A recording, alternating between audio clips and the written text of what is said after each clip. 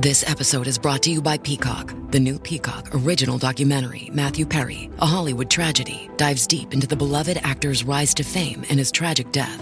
5 people, including Perry's personal assistant, 2 medical doctors, and an alleged Hollywood drug dealer known as the Ketamine Queen, were charged with conspiracy to illegally provide Perry with the ketamine. Explore the details of the case in this heartbreaking special, streaming now only on Peacock.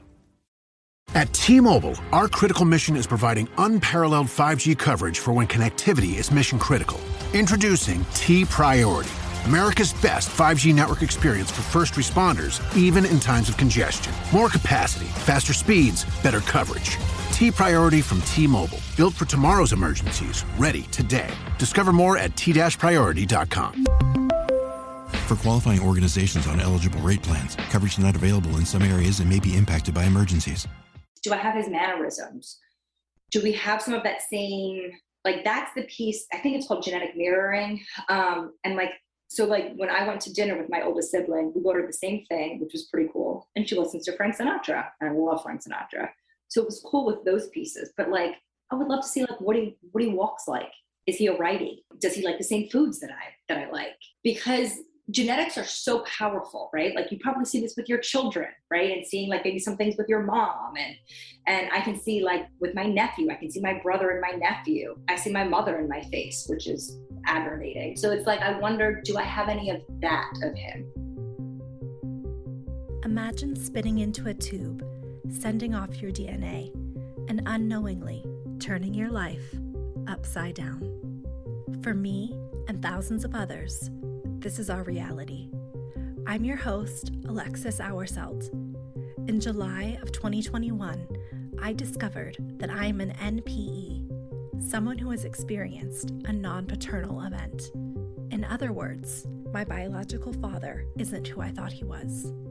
This podcast shares the journeys of people who were shocked by a DNA discovery, mostly through modern DNA testing. We're telling the stories of NPEs, adoptees, and donor-conceived people and their families. This is DNA Surprises. Kristin had no idea her NPE was coming, let alone the secrets she'd uncover because of her DNA surprise. Not only did she discover that she is an NPE, she learned that her sister is too. In this week's episode, Kristin explains how she's worked through rejection from her found family and estrangement from her raised family. She also shares her own regret over taking the test in the first place. Thank you for sharing your story, Kristin. So my name is Kristin. I am 41, and currently right now I live in North Carolina. I mean, it's just, I don't even know where to start. It's so crazy. So I found out in 2017. And the reason I did was to find, again, I'm a family genealogist, so I wanted to know more about that piece. But also, I had an uncle that always lied about his military experience. So I was like, well, let me get on Ancestry and see what I can find out, right? Mm. And I wanted to connect, I'm Italian and, I thought it was German and Irish, and I wanted to, branch that back. So I'm like, okay, well, I'll do Ancestry. And my father and I were on a road trip to New York. And on the way back, I told him that I was going to do it. And he said to me, people do that and they find out things they don't want to find out. I was like, oh, Dad, that's crazy. Stop it. And that just echoes in my ear. Mm-hmm. So that was March of 2017. I ordered the kit in April, and it sat on my desk for 3 months.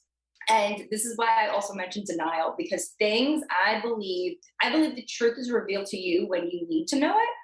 I haven't quite figured out why I know this, but that thing sat on my desk for about 3 months. I walked by it. And I just hadn't spit in it. One day I'm like, all right. So I finally did it. I sent it off, I think in June or July of that year. And my results came back in August. I didn't see the matches section. So I went right off of my just ethnicity, which was, 20-something Irish, which made sense. A little bit of Italian, and I was 51% European Jewish. And I'm like, well, what is that? That's a religion. Right. I'm so ignorant. I did not realize that was an ethnicity. I was raised Catholic. And so I was around a lot of Jewish people growing up, but I didn't realize that was an ethnicity. I thought you were German, you're Italian, you're Irish, you're Polish, you're a name of a country. And so when I told everyone, they're like, well, that's how they must have lumped German in.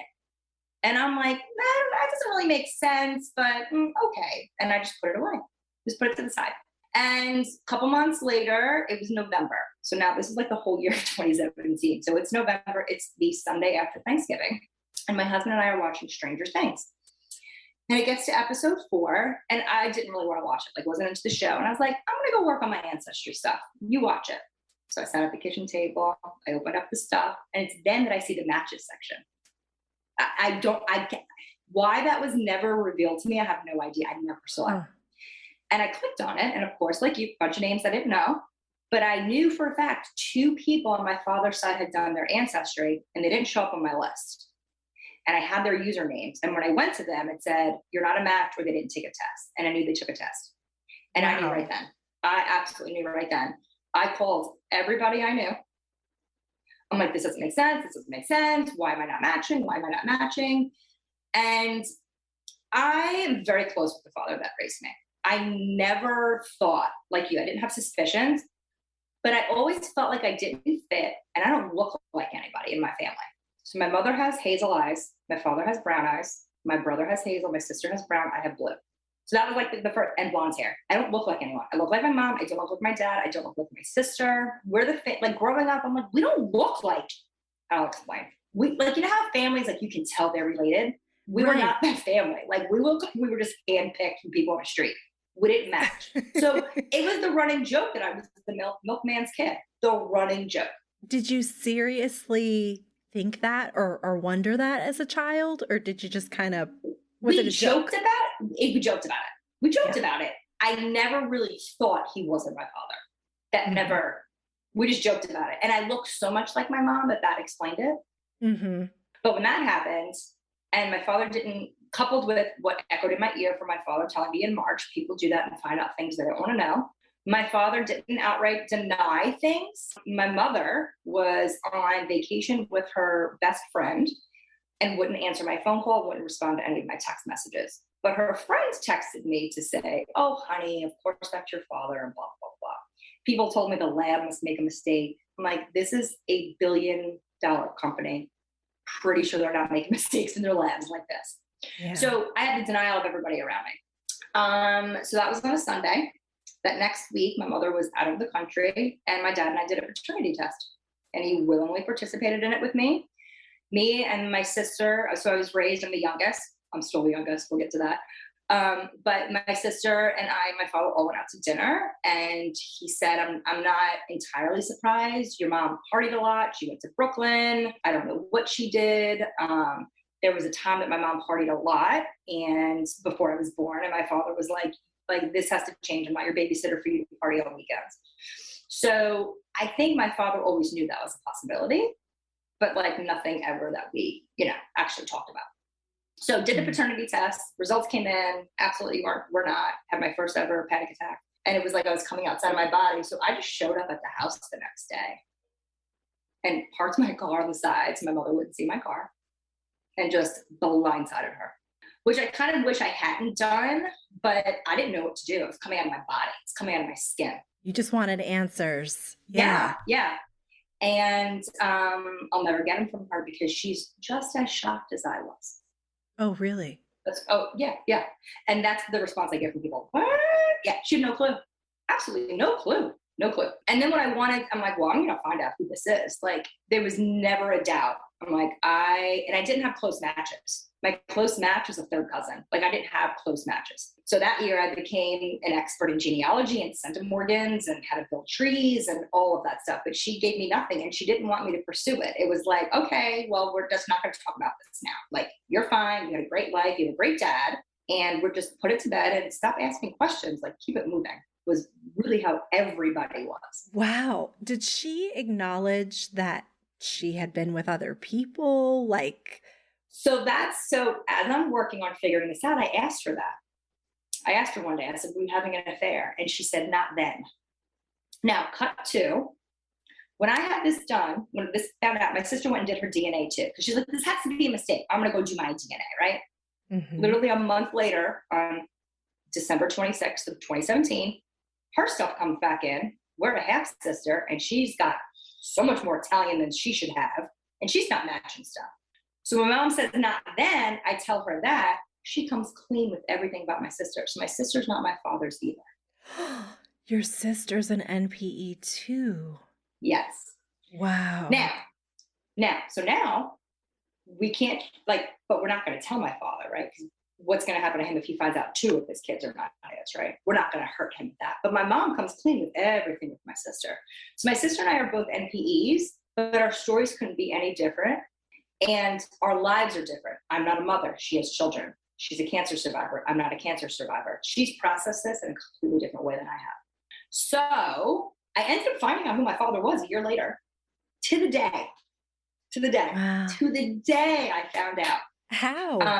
So 6 months later, in May of 2018, it popped up as a first cousin, but then you had to use a different.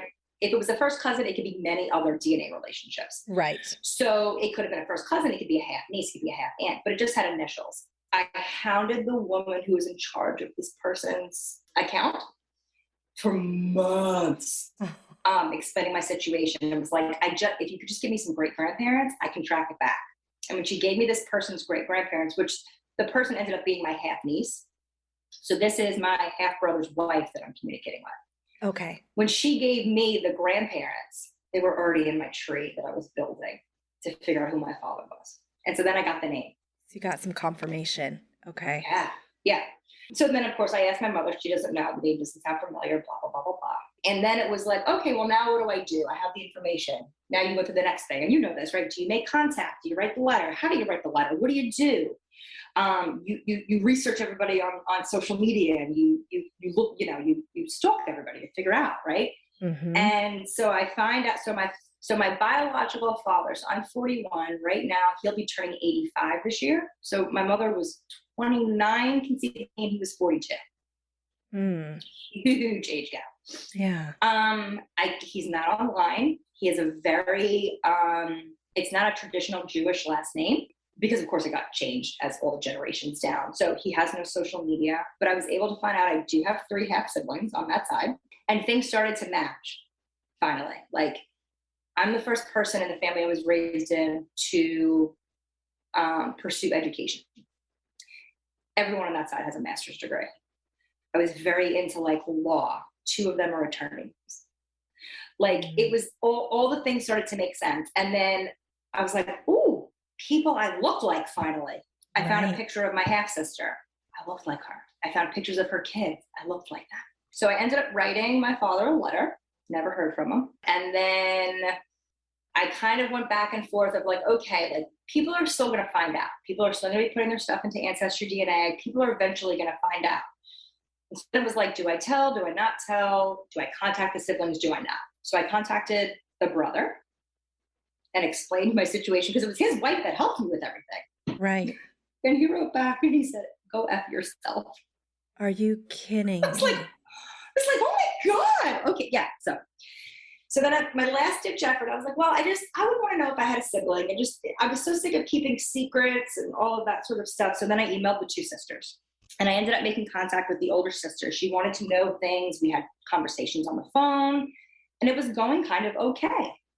And I went up, I'm from Long Island, New York. So this is where my biological father was from, and one of the sisters is still up there. So we agreed to meet, and this would be October of 2019. And we met for dinner. It was lovely. It went really well. And then I never heard from her again. I texted her, days would go by, weeks would go by, and then I just never heard from her. Wow. What did you talk about at that dinner? She showed me pictures of our father, my father, pictures, talked about what time was like back then. She told me about her childhood, what her father was like. She talked a little bit about telling her daughters and their reaction, kind of the whole process of finding out. They wanted to know about me. So we kind of kept it light, but she seemed excited and wanting to kind of keep those up, but again, not knowing how to, right? Mm-hmm. And so my assumption is her processing put her in a different space, right? One of her daughters, it felt disrespectful because the mother was still alive and he had cheated on the mother because they were married at the time.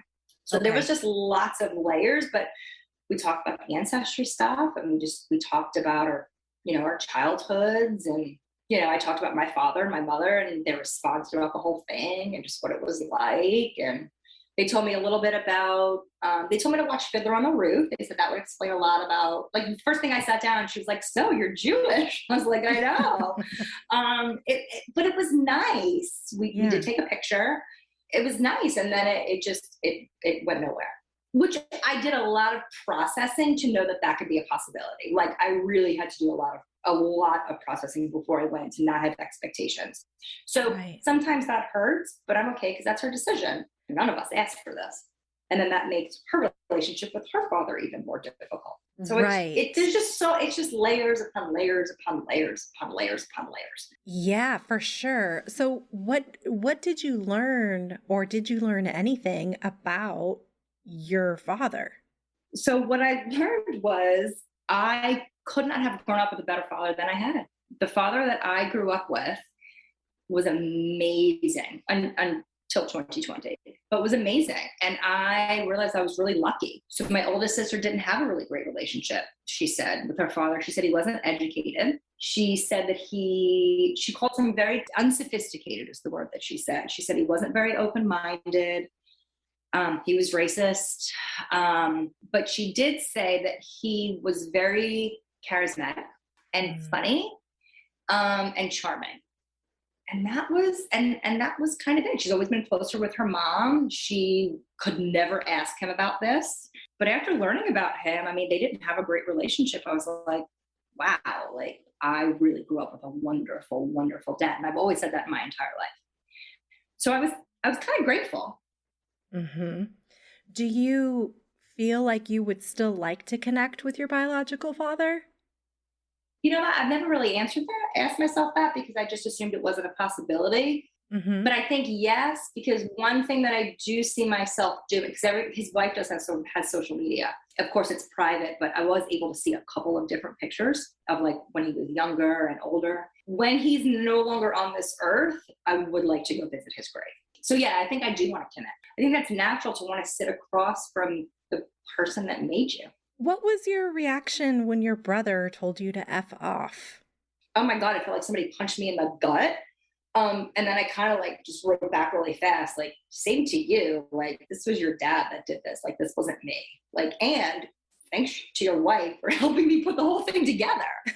But what I learned about that is, which is very interesting too, he has no relationship with the father. And so the oldest sister was really confused when his wife encouraged me to write to him and share this. She hasn't spoken to her brother in years, but she called him after finding this out. He told her that I lied and made up the whole thing and I'm crazy and blah, blah, blah, which of course I had the screenshots of the messages and Ancestry to prove everything. So I do wonder, as many people in our groups have, if the money thing was part of it, because he's extremely wealthy. My biological father is extremely wealthy and my siblings are extremely wealthy. And so so when I actually wrote to the sisters, I put in there, like, this has nothing to do with about money. This has to do with about the truth and knowing things, and your children might do Ancestry and find out there's a weird aunt in there. And so I tried to make that quite clear. But I do wonder if that's a piece of it. Yeah, I hear that often, just like you, that there's concern about money. And even though from most of our perspectives and every NPE I've spoken to, we are just looking for connection, not money. So my running joke to deal with that rejection is, I hope y'all don't ever need a kidney. Like, I just joke, like, I hope you don't need a kidney, right? Like I am your biological half sister. Like, you can't, like, DNA does not lie. You can't really deny that. Right. You learned then that your biological father was significantly older than your mother at the time that she got pregnant. Yes.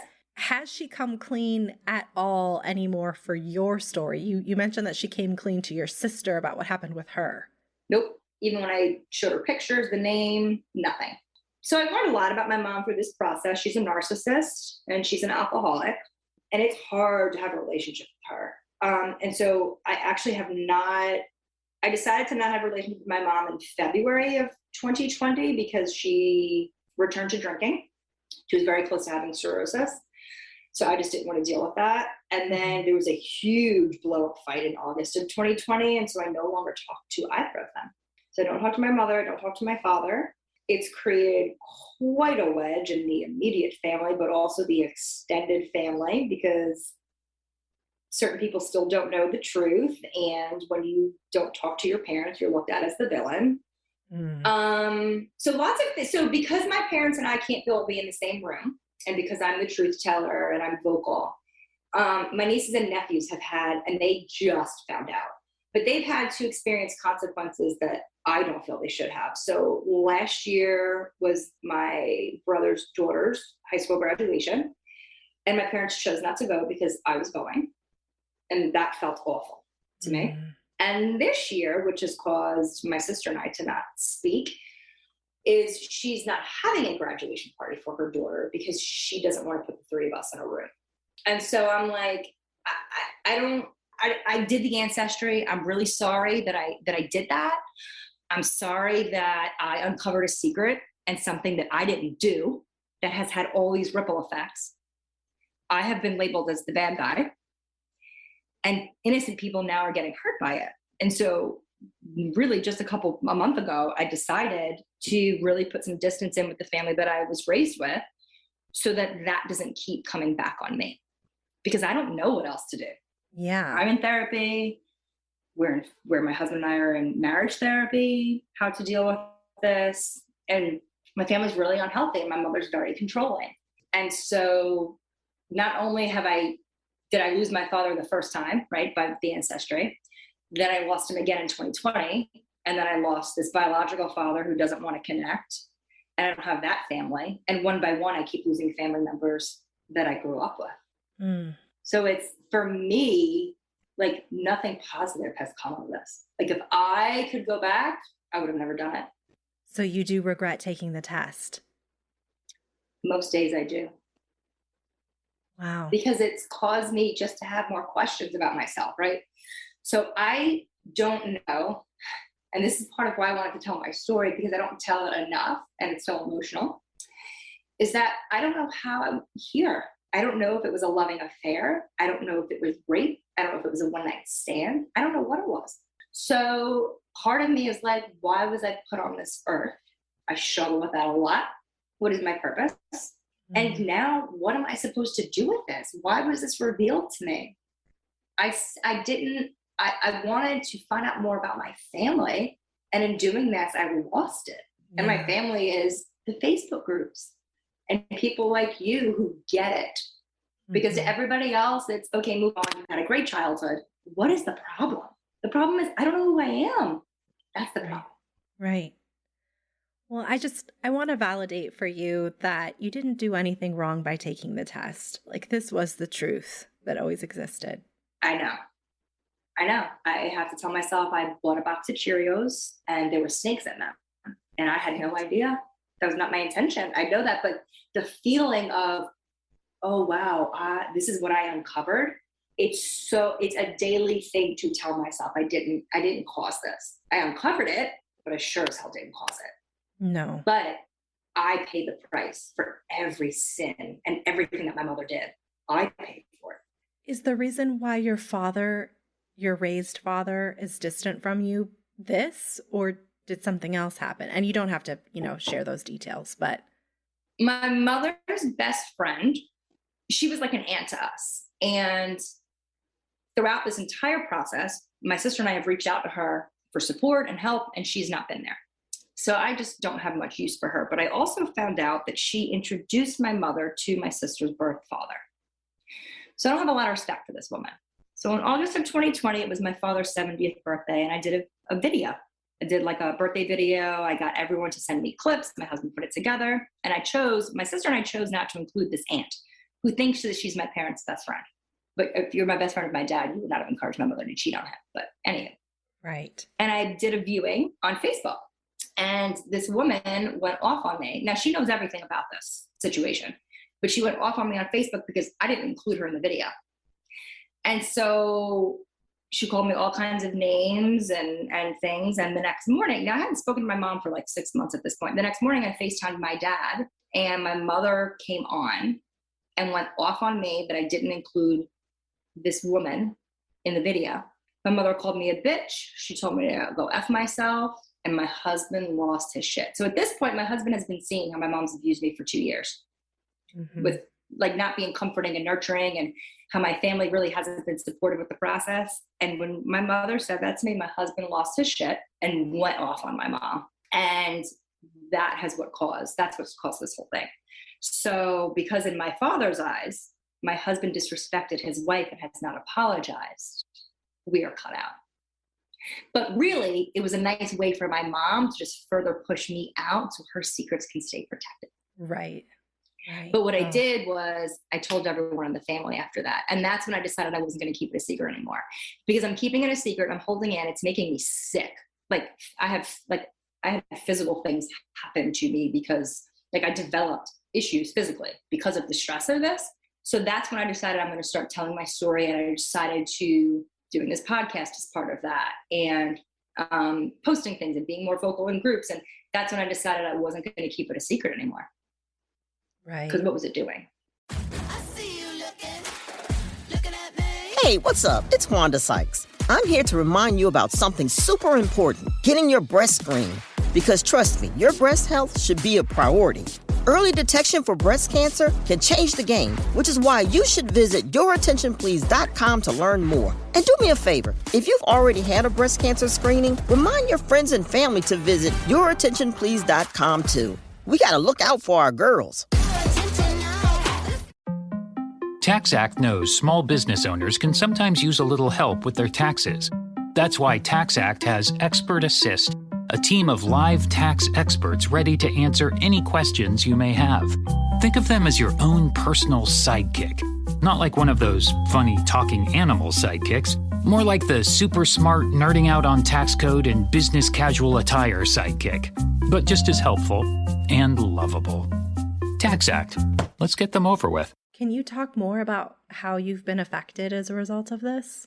So I developed anxious bladder syndrome, which was real fun. TMJ.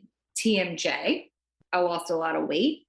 I drank more. I have PTSD, and I've always had depression, but it's been a lot worse since finding all of this stuff out. And I'm just not the same person. Right. And in 2017, like there were no resources. Like I didn't know anybody this happened to. It wasn't until I was actually in New York at the time, and Good Morning America did a story, and I don't think it was Danny Shapiro. I think it was Catherine St. Clair who was on there, and they did a story and they talked about the Facebook group. And I had 3 people tell me about it. And that's when I really started to like get some healing, because I joined that group and I got to hear other people's stories.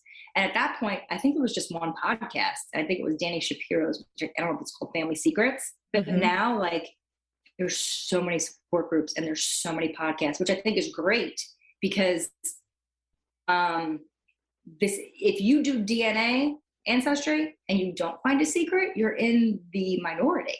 Yeah. And so now people know about that, and there's resources, which I'm really, really grateful for. But there wasn't that when this first came out for me.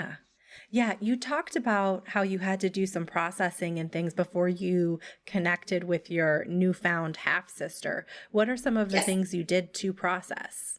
I worked with a therapist. And we kind of hashed out, like, we did a lot around the father, which really helped with the other siblings. But if you are going to do this, it has to be with no expectation. You have to be okay with nothing, getting nothing back. And so it was just a series of writing letters and processing them and figuring out how I'm going to send that and what I'm going to do. I'm an external processor, so I have to talk things out. So really just session after session of, would you want to know? Like, I remember asking people, if you had a kid out there, would you want to know? Would you want to know? Like, I kind of would want to know, like, because again, there's no right answer, right? Yeah. So it was just, it was a lot of talking out. And at the end of the day, what do I feel okay with? And what's going to have me have no regrets? Like, am I going to regret he's dead and I never did write a letter? Right? Because you see that in the groups too. Well, I didn't have the opportunity, right? So, but it was really like, you have to be okay, like you have to have zero expectations. And so it was really having gratitude. Like, there's people who still don't know who their birth father is. I figured that out building trees off of third cousins. Like, I've always wanted just a name, and I got so much more. And so it really was just processing in session and being validated and writing letters. And if I do this decision, let me walk through, how's that going to feel? How am I going to think? What's that going to do? Do I share it with, do I tell my mother I'm doing that? So it was just a lot of therapy and writing, really. And I'm glad that I did that, because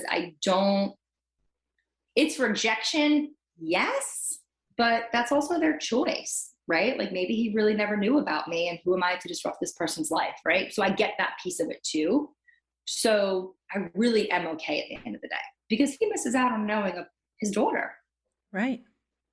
He misses out on that, right? So but it takes a lot of work to get yourself in that space. Mm-hmm. You touched on being in marriage counseling with your husband to help kind of work through this. One thing I haven't really talked about with any other guests is, how has this affected your marriage? So it's interesting. I used to say, this week's been a little different, but it brought us closer. It really did bring us closer. He's seen it all. So he's really a good person to be like, this is really how it went, right? Yes, that's exactly how that went. That's crazy. They should not have done that. So that's been helpful, but it takes a toll, because, for example, when I found out, when my sister said to me, "You're part of the reason I'm not having a party for our niece," I get better at not being triggered, but it puts me in such a place. So he has to deal with seeing me depressed, because there's weekends where I'm also a therapist. So I'll see 25 people a week, right? In private practice, doing all of that and having to keep my stuff separate. And then I have something like that happen. It just takes it out of me. And so I'm just like, I will be frozen on the weekend sometimes, or sitting on the couch and like no energy, not able to do stuff. And that's hard for him. 2 weeks ago, he's like, it's like watching a dumpster fire. He's like, I can't fix it. And it's awful. So then you feel bad, right? You feel bad. You say better for worse, but no one's like, yo, that worse is going to be this. Right. Yeah. And he was close with my father. So for him, like, it's been a loss for him. So it's brought us closer together, but it's also a hardship, because, like I said, there's no end to this. And it's grief after grief and loss after loss. And that is hard for a partner to watch another partner go through. So in therapy, it's, how do we communicate? How does he support me? How do we have cutoffs so I don't talk about it for 5 hours? Which has been really, really helpful. But it does affect a marriage. And I'm so grateful that he is supportive, because some people, in some marriages, it's like, okay, well, I don't understand why your dad saw your dad, like, get over, like, they don't get it. Right. So, but we had to, because I didn't know how to navigate certain things. I didn't know what it was really challenging. So I wanted really my whole family to get into therapy. But that didn't quite work. Were they resistant to that? Yeah, my mother was super resistant. My sister was, what is that going to do? I don't see why I have to keep talking about it. Like, I'm not like you. And it's like, no, but you are, though. Like, she's in the middle. Right? Because she still talks to my parents, but I don't talk to them. So but nobody wanted to, they didn't understand why that needed to happen. It's fine. You're still our sister. We still love you. That's what everybody says. Even when the kids find out, you're still our aunt. We still love you. Okay. But that's, there's more to it than that. Yeah. That's not totally the point here. Right. Like, I know I'm still me. I know my dad's still my dad. It's all the things that people hear when someone dies that are not helpful. It's the same thing. It's just the same thing. So yeah, but marriage. So I'm in marriage therapy and regular therapy, and I do therapy. It's a lot. That's a lot. Yeah. It's a lot. It is. Where would you say you're at now? I mean, you said most days you still regret taking the test. Overall, how do your days feel? Well, with this recent thing of the graduation of my other niece coming up, it's honestly like another layer of like, how do I navigate this, right? Because if you're not having a party, I'm expected to go to a graduation. How is that different? I'll still be around them. So it's still unknown. It's still grief. I know I can't go back and undo the test. So it's kind of like how I'm trying to figure out, how do I move forward? Because I don't know what that looks like. And I still haven't spent time really figuring out what it means to be Jewish. So that's something I would like to do that I think would help. But it still feels like I'm in survival mode most days, trying to hold my head above water. That's what it feels like. And it feels like it will be like that until, unfortunately, they're not here on this earth anymore. That's how it feels. Have you done any exploration? Like, I think on one of the first episodes, somebody was like, I'm looking for like a Judaism 101 class, Yeah. like, have you found anything, any resources that might help you get in touch with that part of your ethnicity? Yes. So there's tons of, so there's like a subgroup of one of the Facebook groups that I'm in with Jewish heritage. And there's a couple of different books. I do want to watch the movie Fiddler on the Roof, but it is 3 hours, and that is really long, right? And I'm like, I barely made it through Titanic. I don't know that I want to watch it 3 hours. So I do. I've thought about maybe going to the synagogue here in our town. I do. I grew up, all my friends were Jewish growing up. So I do have resources. It's going to take time and energy to do that. That I just haven't put kind of forth the effort into that piece yet. Yeah. It's more, how am I going to navigate having relationships with my nieces and nephews with big events that they're going to want their grandparents and their aunts at, that I don't want to be a part of. Like, I'm trying to navigate what that piece is looking like. Yeah. What do you hope for the future with your raised family and your newfound family? I know it's been very quiet with the newfound family, but do you have any hopes or, dreams? I don't. Like I said, I will love to, visit his grave whenever that happens. But no, I don't even think about like if other nieces will go, do their ancestry. And I don't have any expectations or hopes.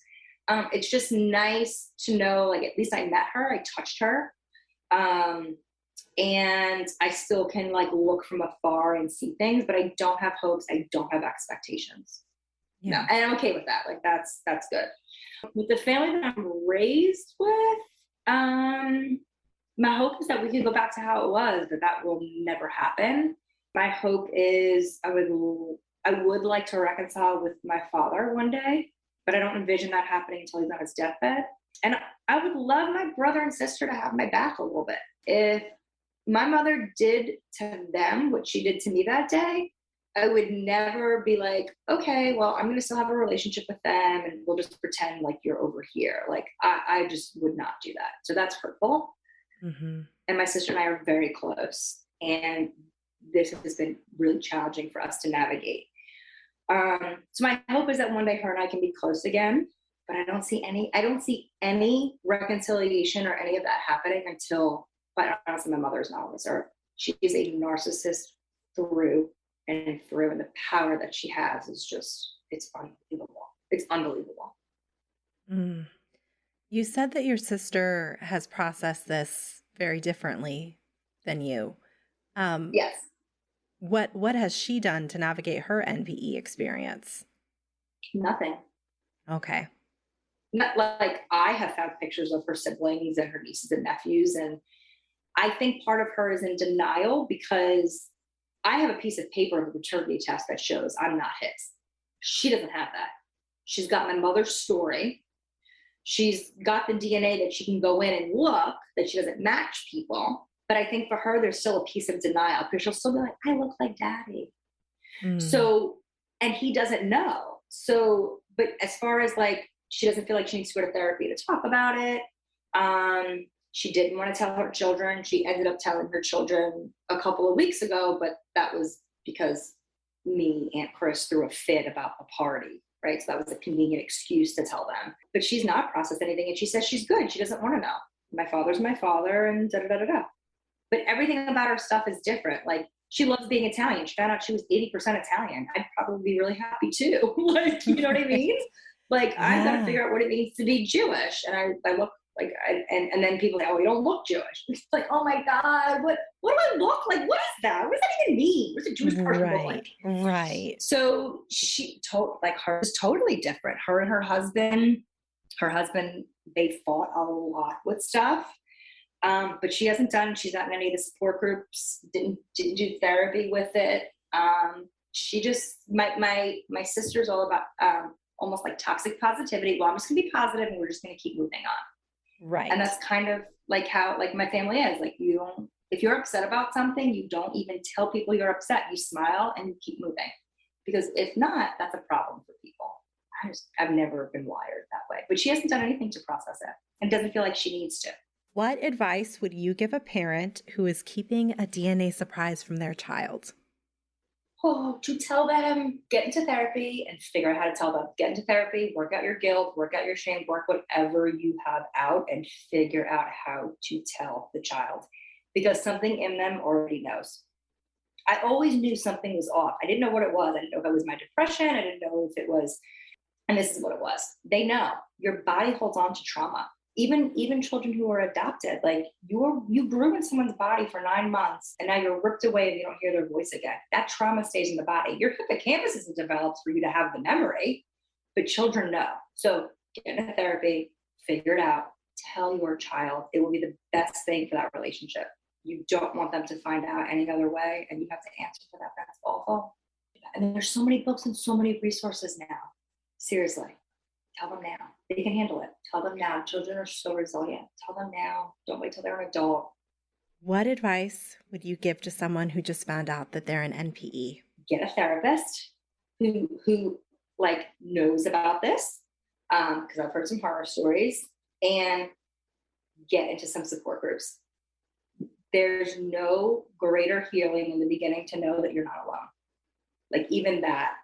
Like I said, I could be having a horrible day. Like, I'm still not in a great space, but I know I can go in that group and get tons of love and encouragement that will get me through a day.